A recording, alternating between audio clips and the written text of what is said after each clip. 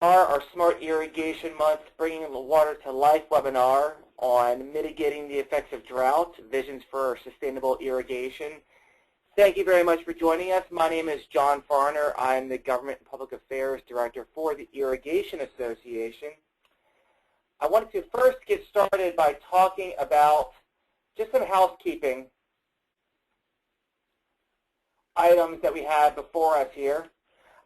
First, this webinar is being recorded, and it will be available by the end of the week by visiting the website that is noted on your screens right now, irrigation.org/webinar_series. That is our home base for everything regarding this webinar series. If you have any questions about previous webinars, upcoming webinars, recordings, etc., that is your one-stop shop place for everything regarding this webinar series. If you have a question during this webinar, please go ahead and fill it out in the toolbar, the GoToWebinar toolbar. Type out your question. At the end of the presentations today, we will go ahead and have a moderated Q&A session with your written out questions. If your question is not gotten to, a lot of times we have a plethora of questions, more than we can ever handle in a 1-hour period given to us. All your questions will be shared with our presenter, and you will be given the presenter's email address. So if you want any follow-up questions, we're more than happy to contact myself or our speaker today, and I'd be more than happy to get back to you with any specific questions regarding these presentations. CEUs are available for this webinar. It's one Tier 1 CEU, Irrigation Association CEU. Just keep a record of your attendance in case you're audited. We have the record of the folks who have not only signed up for this webinar but have logged in, and we'll be passing that off to our folks over in the certification department. So if you do want a CEU for this webinar, just make a note that you're attended. If you are audited, just say you attended, and we can cross-reference that with our records here at the Irrigation Association. Excuse me. For those who are not familiar with the Irrigation Association, we are a membership organization of really everything irrigation. Agriculture, landscape, golf, commercial, residential, sports turf, etc. If anything applies water to anything growing out of the ground, we're involved in that in one way or another. Our strategic plan is fairly simple. Our vision is to be the recognized authority on irrigation. And our mission is even more simple, to promote efficient irrigation. One of the ways we do that is through certification, like I just mentioned, education, advocacy, and then providing a lot of these educational opportunities, such as these webinars, talking about some of the hottest items relating to the irrigation industry. And today, it's not really a play on words, but we do really have a hot topic, and that is on the drought. The drought is at the forefront of the news right now, and I'll get to that in a little bit of what's going on in other parts of the country. But it was a very big topic back in 2012. A lot of folks, a lot of areas in the United States are still feeling the effects of the drought of 2012. And while drought is really nothing to laugh at, I thought this cartoon really told a good story. Two farmers talking about one farmer's crop, commenting on his hay field. He's like, no, actually, this is corn. And it's really what we saw a lot of through America's heartland in 2012. A lot of the dryland farm states, such as Indiana, Illinois, down through the Corn Belt, really had their crops decimated. Yes, crop insurance took care of a lot of that, helping out farmers with crop insurance to mitigate their financial impact, but the amount of yield produced out of the United States really was impacted. And one of the things we want to talk about today is, where does irrigation fit into this? Back in 2012 and in the future, vis-a-vis drought. These U.S. drought monitors are very helpful. They're also a snapshot in time. And if you look at these drought monitors over a period of time, somewhere in the United States there is drought. If you look at this one that's on your screen right now, you'll see the eastern part of the United States is actually doing very well right now. We've had a plethora of rain out on the East Coast, and it's actually not that bad whatsoever, except for some parts of Florida. Hopefully their rainy season will take care of that coming up here in the next few months. However, in the Midwest, North Texas, Oklahoma, and into California, we're seeing a lot of effects of drought right now. Look at North Texas, Oklahoma. This is the southern part of the Ogallala Aquifer, which was the topic of our last webinar. they have been under drought for a few years. And this is really the effects of, or the continuation of what started in 2012. There really has been no significant release in North Texas from this drought. It's just been a constant staple in that area and has really driven that state to make a lot of hard choices on water, driving a lot of commercial, residential, and agricultural production to become more efficient with their water use. There have been some municipalities that have turned off the water for commercial and residential use. So they're really looking at what irrigation, how irrigation can not only keep up with the yield demands that have come from that state, cotton, nursery, etc., but also what can be done to mitigate the effects of drought through less water use through efficient irrigation. And then you look at California. Every single county in California right now is under a drought emergency. The governor of California, Governor Brown, just declared a second state of emergency in that state, pleading with residents, agriculture producers, water users to use less water. A lot of pressure is on California to continue to produce the yield needed for our nation to have a safe and reliable food supply. And what role does irrigation play in that? What role does surface water versus groundwater play in that? What role does the federal water play into that via Bureau of Rec and the Central Valley Project, which started out with a zero allocation to the Central Valley? I know the Bureau of Reclamation just announced that some more water will become available. So what does this all mean to irrigation? What is the future of irrigation in those states? Well, let's look back to 2012. 2012 was one for the record books. It was a significant drought, like I said, in America's heartland, and this was really July 10th. The drought monitor from July 10th was really the beginning of what we saw escalating through August and through the winter months into 2013, where the crops really were decimated during that time. And just from the USDA's Economic Research Service, just here's some facts about the drought of 2012. 80% of ag land experienced drought in 2012, which made this drought more extensive than any since the 1950s. The drought rapidly increased in severity from June to July, and more than 2,000 U.S. countries were designated as disaster areas by the USDA in 2012. At least 70% of both crop production and livestock production were in areas experiencing at least moderate drought as of August 14th. So a lot of these areas that were most hit, like I said, are dry land states. They have access to water. Even during drought, they had access to water, but there wasn't much irrigation. Therefore, their crops really withered away, and that yield was never produced. It led to really a lot of articles like this. This one was out of Indiana. Irrigation minimizes the impact on drought. This one is from Alabama. Drought, yes, but also an irrigation tax credit, where they're really incentivizing irrigation to become more and more widely used in states like Alabama. This one out of Grand Rapids, drought 2012, has farmers thinking irrigation. So really, this drought has really had a lot of farmers, a lot of producers think about how can I not only mitigate my economic impact, because I do have crop insurance, but how can I not even dip into crop insurance by using irrigation as that insurance tool? If I invest in irrigation and have that yield available to me, what does that mean to my crop even during a time of drought if water is available to be used? Now, with that all said, we have invited our featured speaker today, Puneet Srivastava. He's a professor of ecological engineering from Auburn University. Alabama has done a lot of innovative work regarding the expansion of irrigation, promoting of irrigation, and really getting it done right from the onset. And I've heard a lot about their work and working with Senator Sessions, a senator from Alabama, on the Farm Bill and his focus on irrigation. Heard a lot about what they're doing down in Alabama, and I thought that we'd have Puneet come and talk about what they're working on down there, what he's seen regarding irrigation, and providing some of his insights. So Puneet, I'm going to go ahead and transfer the controls over to you. Okay, thanks, John. There you go.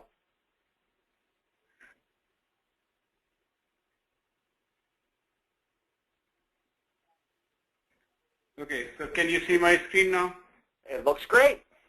Okay. Well, thanks everybody for joining my seminar today. So I would like to talk about mitigating the effect of drought. As John mentioned, that in Alabama we have been thinking about increasing irrigation infrastructure in Alabama to cope with droughts. So I just wanted to share some of the research we have been doing as part of this Alabama's initiative for irrigation. And then I'm going to talk a little bit about my vision, and I'm going to make it clear that it's not the state's vision, it's my vision of how we can do sustainable agriculture in Alabama. And I also added Georgia because our climatology is pretty similar to what Georgia experiences. So in addition to working at Auburn, I also represent Southeast Climate Consortium.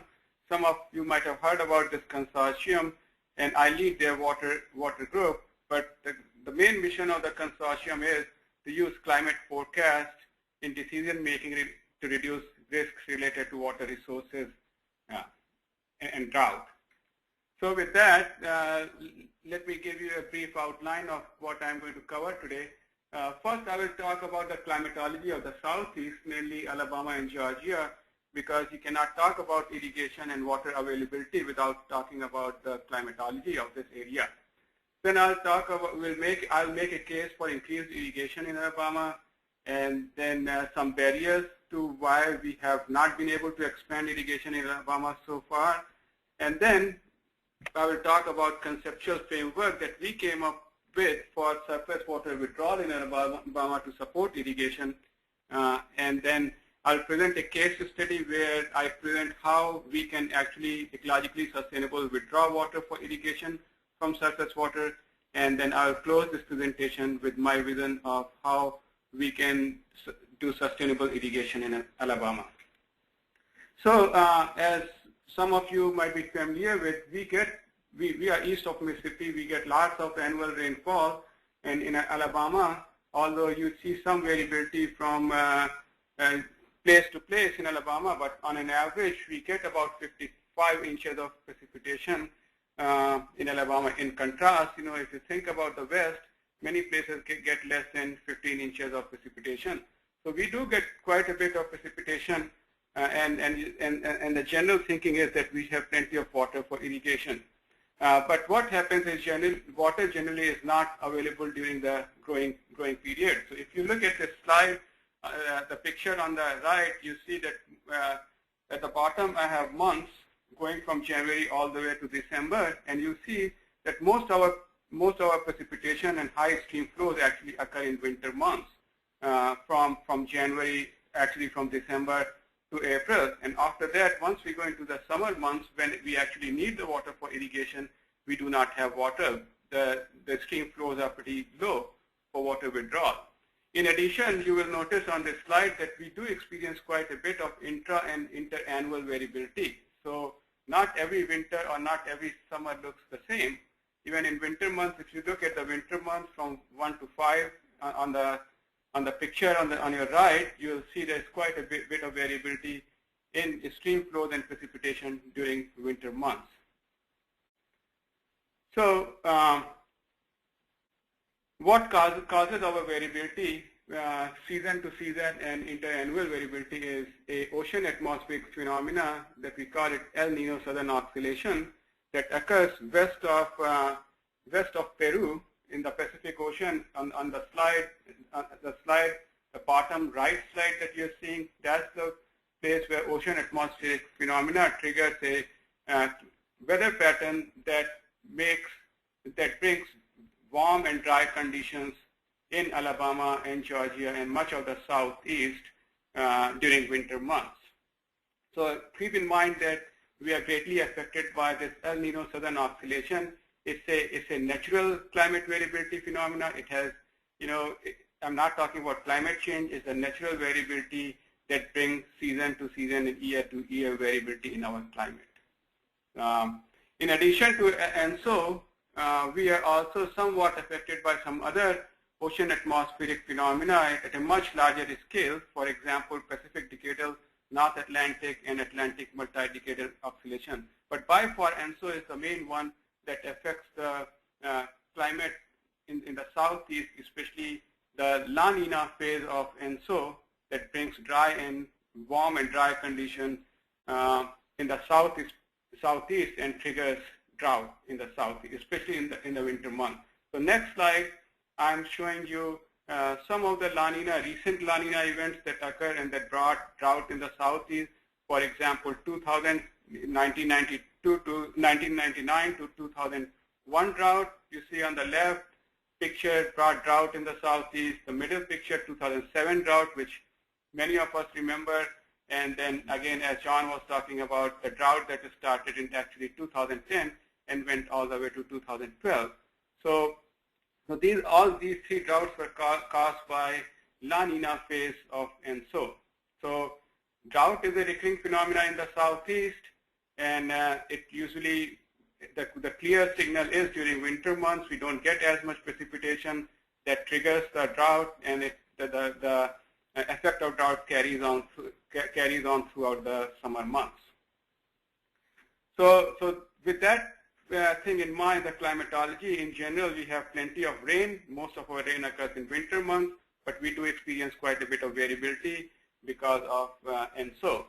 So now I'm going to make a case for irrigation in Alabama. We do have a lot of prime cropland in Alabama. If you look at the top right picture, you'll see there's quite a bit of farmland in Alabama, but we have consistently lost farmland since the 1950s, and we have experienced a decline of about 20 million decline from 20 million to 9 million acres of farmland in the past 50 years. And this loss in farmland actually inversely mirrors the agricultural increases in California as they increase their irrigation infrastructure.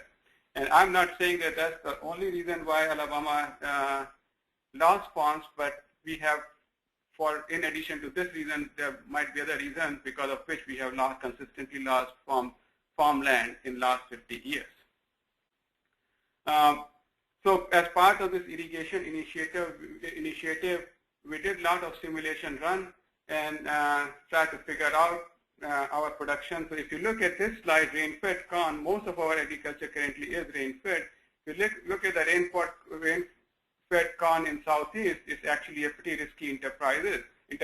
On an average, we lose about $4 per acre over a period of 50 years. If you average it, we have lost money. Some years have been better than the others, but overall, we had a net loss in profit per acre in 2003 dollars. So as we talked about, as I talked about, when we need rain in summer months, when we need to irrigate, we don't have water available. So the problem with crop production in south is growing season rainfall. So in coastal plains, for example, coastal plains of Alabama, June rainfall is shown in the blue, whereas corn evapotranspiration requirement is 8 to 9 inches of water. So bottom line is that when we need water, we don't get much rain. As part of this initiative, we did lots of simulation, and we thought about, how, if we increased irrigation, how would our crop yield look like? So this slide shows you in the coastal plain headland, Alabama. If we ran the simulation model, we see that with irrigated agriculture, our yields corn yield can be as high as about 230 to 240 bushels per acre, and we can easily compete with the Midwestern corn yield. Whereas if you look at the rain-fed corn production, that's very common in Alabama. Only in a few years we can compete with the Midwest corn yield, and most of the year we would not. Our yields would be much closer to on an average 100 bushels per acre. But with the irrigated agriculture, we can compete with the Midwest or surpass them. So that was a slide for corn production. We also looked at the production of soybean, and you can see from this slide, blue lines are non-irrigated yield and green lines are irrigated yield. Again, with the irrigation, we can greatly improve our yield from year to year over the rain-fed soybean production. So we have been in Alabama, some of us have been pushing for improving irrigation infrastructure and thinking about how profitable it would be. So if you look at this slide, if we offer loan to farmers to develop irrigation infrastructure, we would have to, they would lose quite a bit of money in the beginning years, and they would have to probably think about a long-term investment to reap any profit from building irrigation infrastructure. So while distributing the cost of irrigation infrastructure over the life of equipment is a proper economic technique, most farmers actually do not think about 20-year horizon and are averse to risking their land. So this slide basically is showing that if you have high interest loan with 7-year payback period and short-term thinking, then irrigation is not going to be as profitable.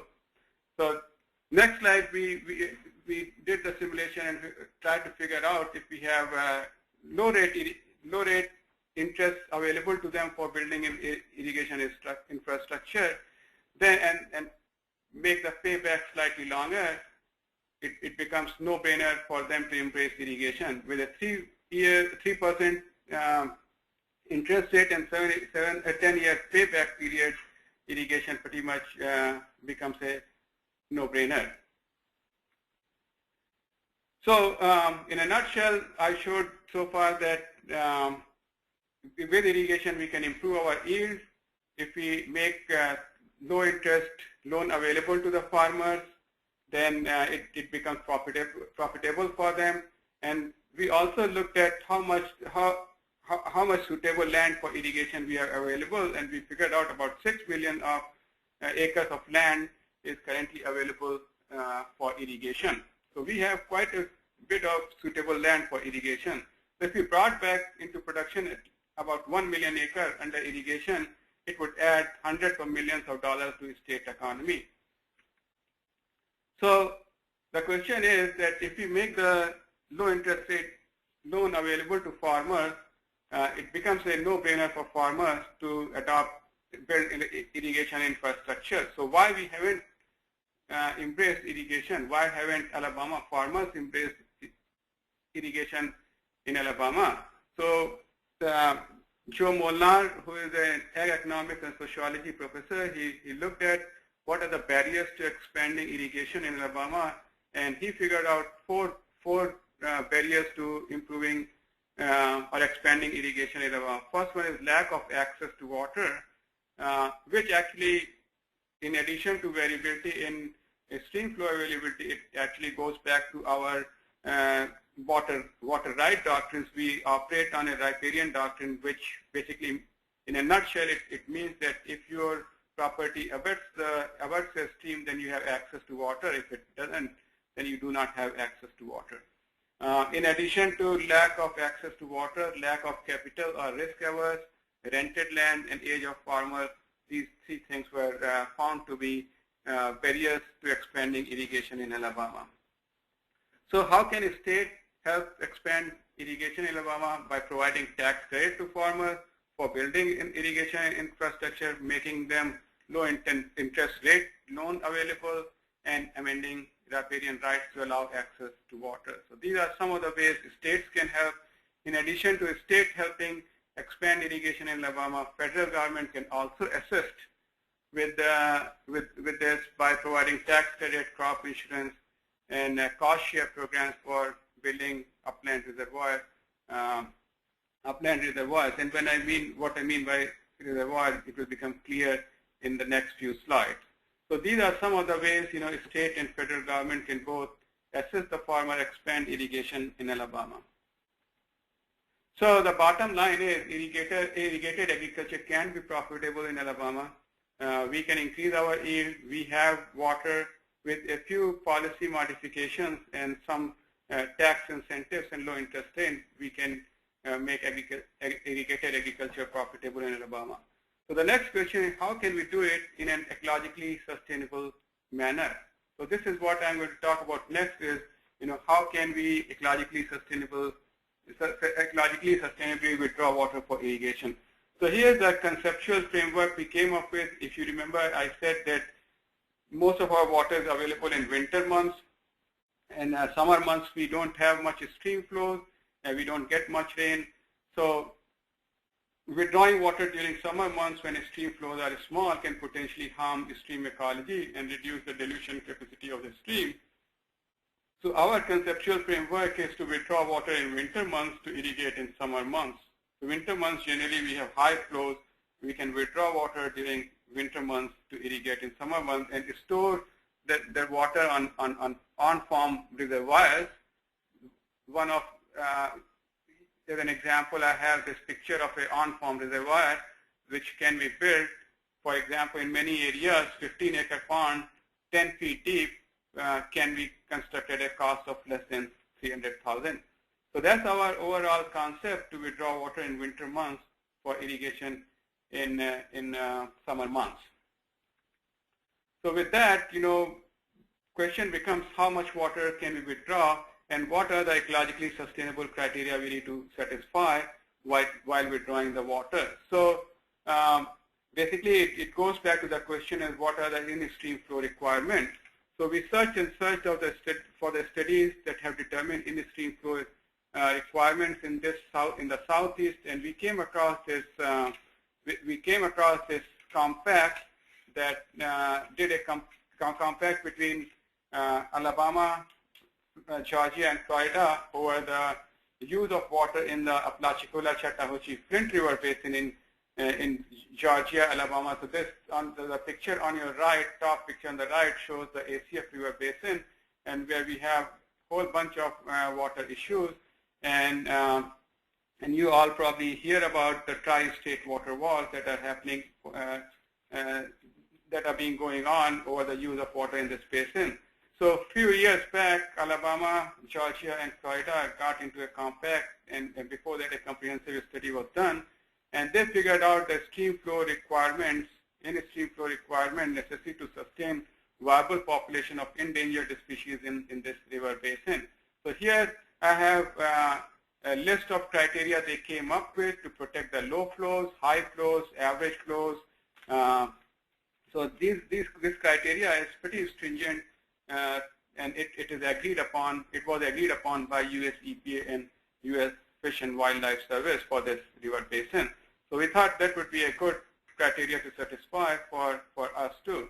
So what basically this criteria in a nutshell means that does is it protects the high flow magnitude, duration, and frequency. It protects the average flows and also protects the low flow magnitude, duration, and frequency. So high flows are important, low flows are important. We should be protecting high flows, low flows, and average flows while withdrawing the water. So you see on this slide that these are the range of flows for water withdrawal. We shouldn't be withdrawing too much water when we have very high flows, because we want our floodplains to flood and nourish the floodplain, and we don't want to withdraw water during low flows when the water is really low. So this area which often occurs in winter months, this is where the range of flows from which we can withdraw water.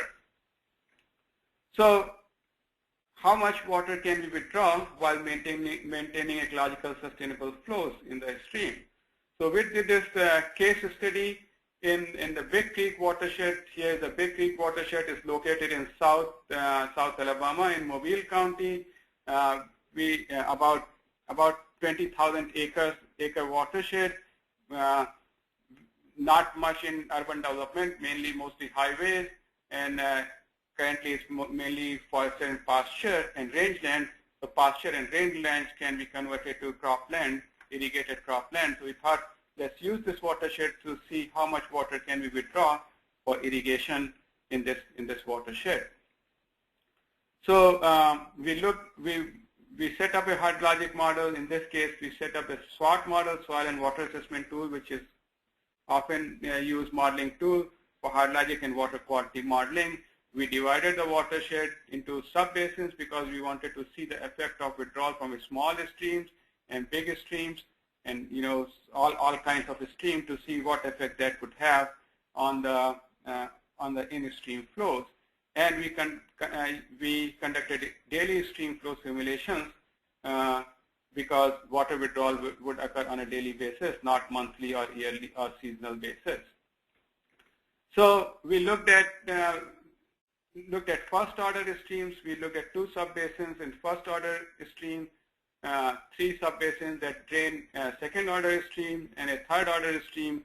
And past studies have suggested we need about 1.5 acre feet or 18 inches of irrigation for each acre of cropland. So that much water we wanted to withdraw for irrigation for this from the streams or different order streams, first, second, and third order streams. So as I showed you in the slide early on, that this in-stream flow criteria that EPA and U.S. Fish and Wildlife agreed upon in the ACF River Basin was designed to protect high, average, and low flows. So considering that we will withdraw water only in winter months, we said we will withdraw water in winter months, so from December to April. We would leave the low flows intact, so we decided not to withdraw water when daily flows are at or below 25 percentile of flow. And during generally high flow, withdraw on those days on which flows do not drop below 25 percentile. So basically, you are looking at in this range of flow where water is generally high in the stream, but at any time we withdraw water and it drops below 25 percentile flows, we should stop withdrawing water. During high flow, we made an assumption. What I mean by high flow is about 95 percentile or above. That's pretty large flows. Withdraw only 10 to 15% of the flow while not letting the flow drop below 25 percentile. So this strategy that we came up with for surface water withdrawal is protective of all the in-stream flow criteria that US EPA and Fish and Wildlife came up with, and it also helps us optimize to get potential maximum withdrawal. So we ran the simulation for 16 years, and some of those years were pretty dry years when we didn't have a whole lot of precipitation in winter months. So if you look at the precipitation in winter months on the left second column, you probably see that 2000 and 2001 we did not have a whole lot of precipitation in winter months, whereas in some other years, for example 1996, 1995, 96, we had lots of precipitation in winter months. So percentage of sub-basin that can be irrigated with the withdrawal, we figured out that about 10.2% of the sub-basin can be irrigated when we are withdrawing water for first order stream, sub-basin 1 here, and about 13% from sub-basin 10, which is also a first order stream. So we can withdraw enough water to irrigate about 10% of the watershed. We also looked at second order stream and third order stream, and we found consistent results. So on an average, we figured out that percentage of sub-basin that can be irrigated from withdrawal of water only in winter months is about 10.6%. So any point on the stream, if you want to withdraw the water from any point of the stream, if you look at the upstream area, 10% of that upstream area you can irrigate with the surface water withdrawal in winter months. And annual flows, what portion of annual flows we would actually withdraw is pretty small. It's about 7.4% average of water, percent of annual flow we would withdraw for irrigation. If you look at the slide on your right, it shows you how the water was withdrawn. So the solid black line shows stream flow before water withdrawal. This dashed line in the middle shows stream flow after water withdrawal, and then dotted line shows water withdrawal. And you can see from this, we are looking at from December through April in winter months.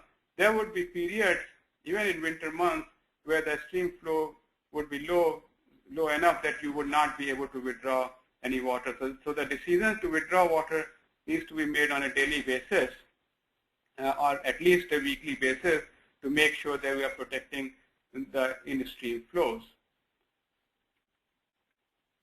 So overall, from this case study, what we concluded, and this case study is mainly for withdrawing water during winter months, we concluded that on an average through ecologically sustainable surface water withdrawal, about 10% of area of a watershed can be irrigated if we make an assumption that 18 inch per acre of rainfall of water is needed for irrigation per acre of land.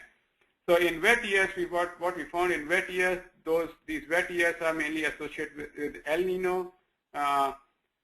about as high as 32.7% of watershed can be irrigated, whereas in dry years that are associated with La Nina phase of ENSO, very common in Alabama, very little or no water can be withdrawn for irrigation. And as I said earlier, water cannot be withdrawn at a constant rate throughout the winter months. We would have to look at daily or weekly flows and make a decision whether water can be withdrawn or not to meet the ecologically sustainable flows. The interesting result that we found was that stream order is less important. So stream order is not as important for water withdrawal. You would be able to irrigate only about 10% of the watershed area. So any point on the stream, whether it's first order stream, second order, third or higher order stream, will be able to irrigate about 10% of the upland area. So and because we saw quite a bit of variability in the amount of water from year to year you can withdraw, we recommend that reservoirs should be designed to hold more than required water to store water from wet years to use in dry years. And because we can only irrigate about 10% of the watershed, irrigated area should not be concentrated in the few watershed. So those conclusions are actually drawn from our conceptual model that we will withdraw water during winter months. Then we started wondering, well, what about year-round water withdrawal, not just winter months, while considering climate variability? Because we are affected by climate variability. Can we use climate variability forecasts that seasonal forecasts that are issued by NOAA and a number of other organizations? Can we use those forecasts to do a year-round water withdrawal? And the next question was, can we ecologically sustainably withdraw more water for irrigation? So we looked at how much was the precipitation difference between El Nino and La Nina phases of ENSO, and we found, as I mentioned, in El Nino years we get lots of precipitation. So the left top side shows that El Nino we get lot more precipitation in all the way November through June month, whereas we get more precipitation in La Nina years when we have in September and October. And also, if you look at the temperature, we experience high temperature during La Nina events and low temperature in El Nino year. Overall, when you combine this precipitation and temperature effect on stream flows, in general, we will have more water available much of the year during El Nino, but in September, October, we will have more water available when we have La Nina. So this translates into how much water we'll have available for withdrawal, and this study suggested that in El Nino years we will have more water to withdraw from November through August, but we'll have more water to withdraw during La Nina years in September and October. So knowing this, we can actually use a strategy to withdraw water throughout the year based on climate forecast. So with the year-round ecologically sustainable surface water withdrawal, looking at the same first, second, and third order stream, we figured out that we can actually withdraw enough water to irrigate about 21% of the upland area, which is almost twice as much. And with that, you would withdraw about 14.7, which is about twice of the amount of water you would be able to withdraw if you withdrew the water throughout the year. So this study, this extension of this study, we are looking at the climate variability suggested in this watershed, and most likely in much of South Alabama, El Nino months result in more precipitation than La Nina in much of the year except July through October. And correlation of ENSO with stream flow is more prominent in precipitation. But we did experience large year-to-year variability in watershed area that can be irrigated. On an average, we can irrigate about 21% of the watershed, but there would still be large year-to-year variability. For example, we figured out that irrigated watershed area that can be irrigated in any given year range from as high as 45% to as low as 1.8%. So some years you have enough water to irrigate half of your watershed. In some years, and mostly those are associated with La Nina, when you won't have enough water to irrigate much of your watershed. Again, this extension of this study also supported the finding that the stream order is not important. So any place you're withdrawing the water on the stream, you would have to look at all the withdrawals that are occurring upstream of that withdrawal point and see if you are within 20% of the watershed area. So the strategy for using the climate information, the strategy would be if La Nina occurs in September, October months, when La Nina brings more rainfall in September, October, we should withdraw more water and store it just in case La Nina continues and brings a dry and warm winter. Then we'll have water to deal with La Nina year that particular year. It is also advisable to withdraw more than needed water when ENSO episodes occur between December and August, just in case the phase switches and goes to La Nina years, then we won't have as much water. So La Nina years actually provide you opportunity to withdraw more than needed water for La Nina year. So reservoirs should be designed to hold more than required water to store more water in wet year for use in dry year. And during prolonged La Nina, such as the one that occurred from 2010 to 2012, we would not, even if you have the irrigation infrastructure during prolonged La Nina year, you would not have enough water to withdraw from surface water. And then you would have to rely on groundwater withdrawals for irrigation, which is somewhat feasible in South Alabama because of the presence of Florida and aquifer in South Alabama. But if you don't have access to groundwater withdrawal, you might not be able to irrigate during prolonged La Nina or severe La Nina events. So with that, I will talk about a little bit about my vision of sustainable agriculture in Alabama. And this vision is based on the assumption that we have all the infrastructure, including appropriate policy, tax credit, crop insurance, and low interest rates available to farmers for building the irrigation infrastructure. So this vision is also based on the understanding that climate variability will play a big role in availability of water for irrigation. So as I said, La Nina years, if they occur, we would not have as much water for irrigation. So since the decision to withdraw water is based on daily flows, both short-term, and we can use short-term forecast about 10 days, which we would more qualify as a weather forecast, weather-related stream flow forecast, and long-term seasonal forecast that could be based on ENSO or natural climate variability. We can use these two forecasts for ecologically sustainable surface water withdrawal. And this at the bottom picture shows the weekly forecast, 1 to 2 week, and as the weather and climate predictions are improving, we have more trust in weather and seasonal forecast. So we should be able to utilize those for water withdrawal. So short-term forecast can be used for operational purposes, week-to-week decision, and while seasonal forecasts can be used for planning purposes. So longer-term forecasts are needed for planning versus shorter-term forecasts can be used for operational purposes. With advances in climate science, as I said, we are getting better and better with climate and weather forecasts, and we should be able to use those for sustainable water withdrawal. So here's a picture that shows that climate forecast and weather forecast going to a hydrologic model, hitting the stream flow forecast.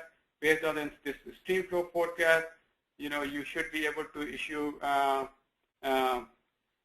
notices to your farmers that water is available for withdrawal, and they can turn on their pumps and withdraw the water. Here is an example of how it can be done.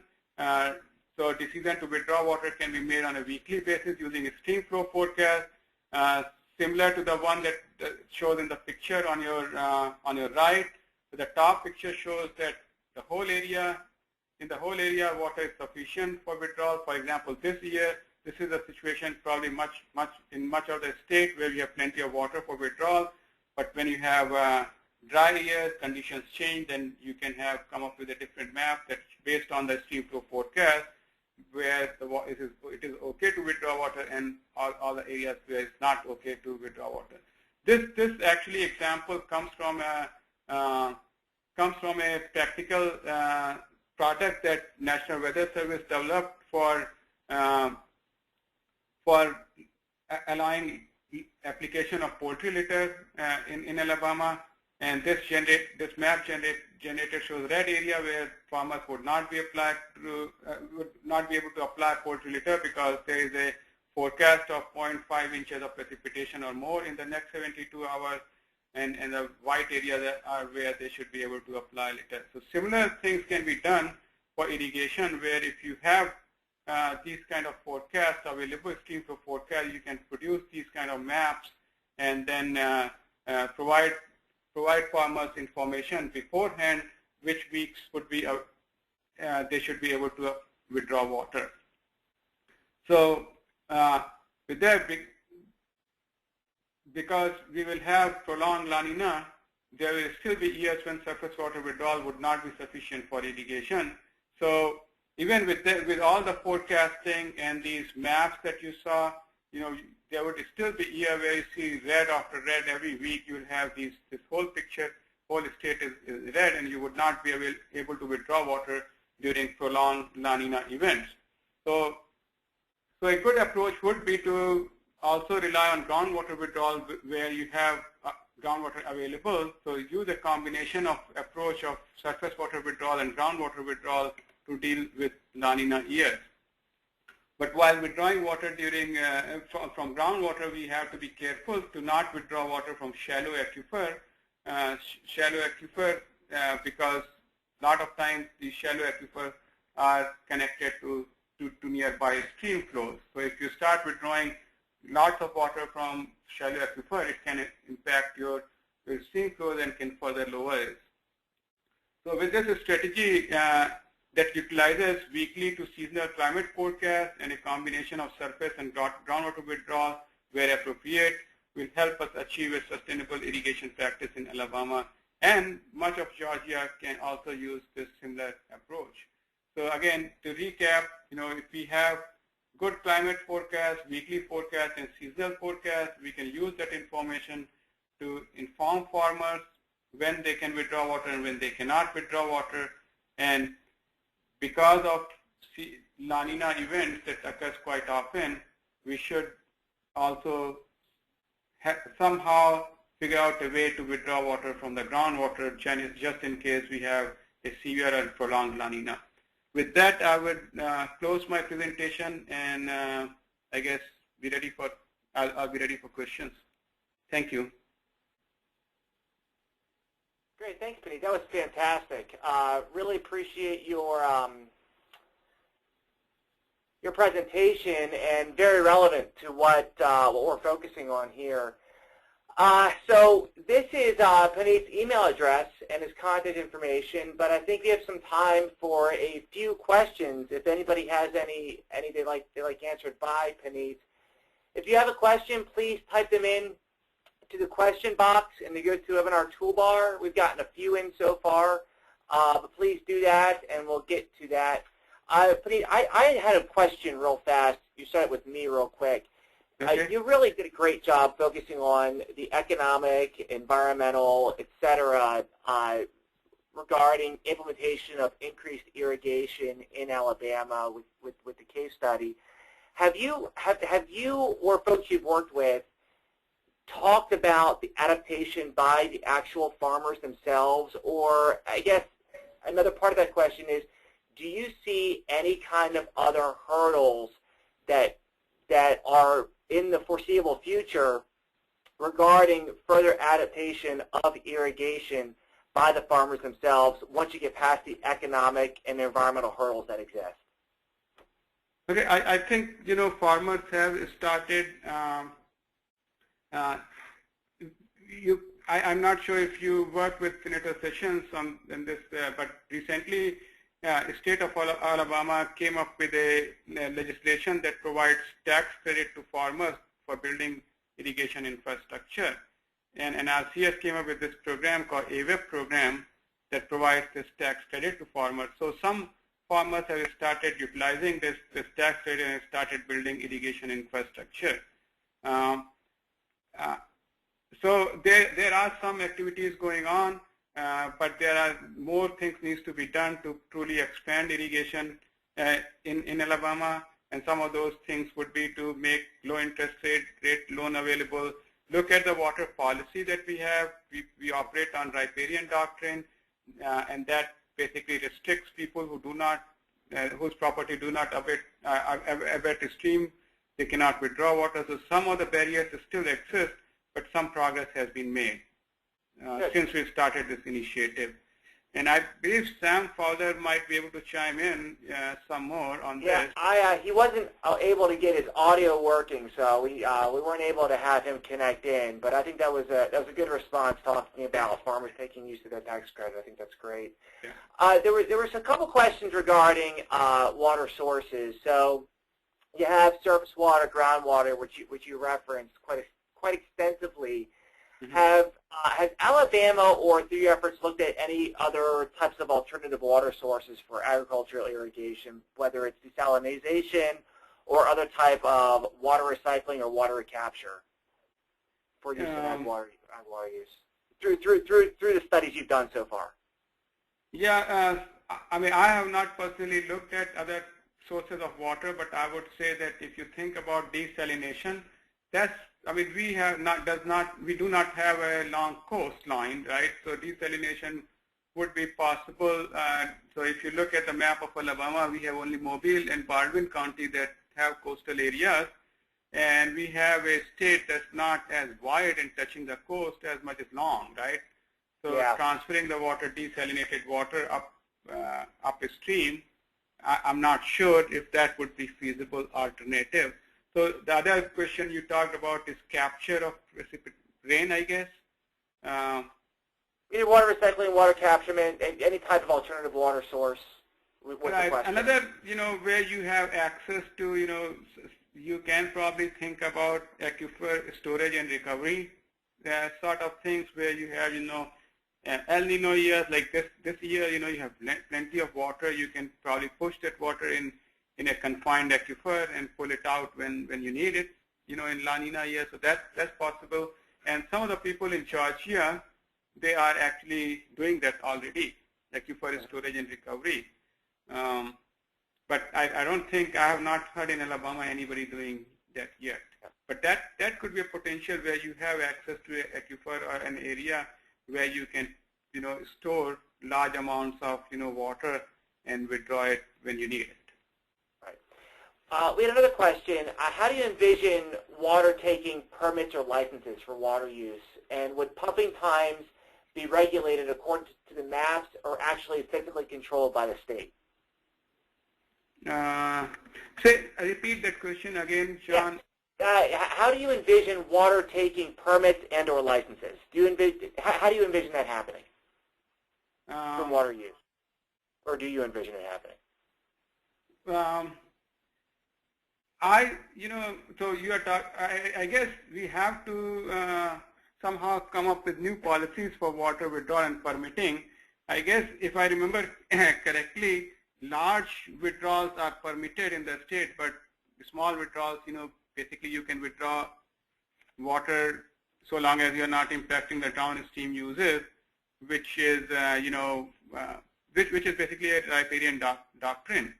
So I guess if you are withdrawing the water and not affecting the ecology of the stream, then I don't know if the permit is required, but if you are going to have large amounts of withdrawal, then maybe it should be permitted. Right. And I think a follow-up question there was, how is the current riparian pumping controlled right now in Alabama? How is that controlled by the state? So I guess Office of Water Resources in Alabama, that actually is responsible for all water resources in Alabama. So they might be able to better answer this question of how it's controlled. But, riparian doctrine says, you can withdraw water so long as, you have access to water, you are sitting right on the stream. And so long as you are not affecting the downstream uses. And which is, in a practical sense, is hard to challenge if you are withdrawing water, and it's hard to prove whether that would have any. Unless the impact is totally obvious, it's hard to prove. So basically, you can do withdrawal at an ad hoc basis, so long as you're not withdrawing large amounts of water under this doctrine. So, great. Well, my take would be that if more formal and educated procedure would be probably needed to make sure that we are not affecting in stream flows. Yep. And I know there are a few other questions that just popped up, and I'm going to go ahead and share those with you via email, Puneet, if that's okay with you. Okay. And maybe get back to the people that asked the question directly. We can do that. I wanted to just kind of wrap up the presentation today with talking a little bit about what's available in this webinar series. On your screen right now, you have our upcoming webinars, which is Ag and the Changing Climate and the Future of Irrigated Agriculture in the Colorado River Basin. Information about those webinars are located at that same web address that I gave earlier on in the day. And I want to also give you a save the date for our next webinar. It's Tuesday, June 24th. I know Puneet's presentation is going to be a tough one to top. There's a lot of great information there, what's going on in Alabama, case studies and examples that really can be mimicked across several states throughout the United States regarding irrigation, and really a good story to tell about how the benefits, and the benefits of expanding irrigated agriculture in the state. We have Joshua Elliott speaking to us on Tuesday, June 24th. He was the lead author in a paper that focused on how limited irrigation availability in some regions can end up doubling the effect of climate change. So it's really a good viewpoint on another hot topic, which is climate change and how less fresh water use in irrigation can actually negatively impact climate change in the future. And again, information on how to register for that webinar is right there. There's my contact information. If you have any suggestions, comments, concerns, etc., please let me know. Again, I'd like to thank Puneet and the folks at Auburn University for helping us with this webinar. Great information. I encourage you to ask specific questions directly to Puneet through his email address, which was shared earlier on today. If you want to copy this webinar, we will go ahead and send out that web address once it's available on our website. I'd like to thank our speaker and thank you for attending once again. So really appreciate it. Thanks a lot. Thanks, John.